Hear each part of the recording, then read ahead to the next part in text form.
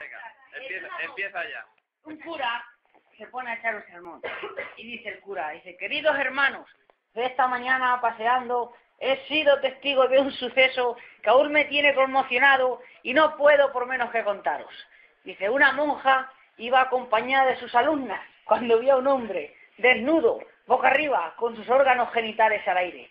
Dice, la monja, para evitar que las niñas lo viesen, se levantó la falda y se sentó sobre él. La monja, al ver que algo se le metía, alzó los ojos al cielo y empezó a invocar una plegaria.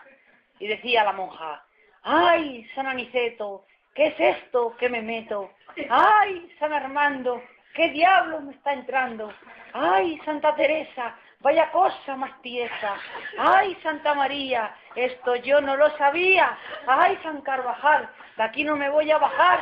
¡Ay, Santa Marta! Si esto mide una cuarta. ¡Ay, San Mateo! Creo que aquí me quedo. ¡Ay, San Gaspar! ¡Qué bueno es follar! ¡Ay, San Generoso! Esto sí que es sabroso. ¡Ay, Santa Victoria! Si estoy llegando a la gloria.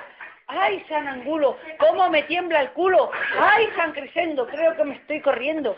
Dice, las alumnas sorprendidas viendo a la monja de aclamar al cielo se acercaron. El hombre intentó levantarse. La monja abrió los ojos y gritó, ¡ay, San Renato! Si me la sacas te mato. ¡Ay, qué bueno, tío!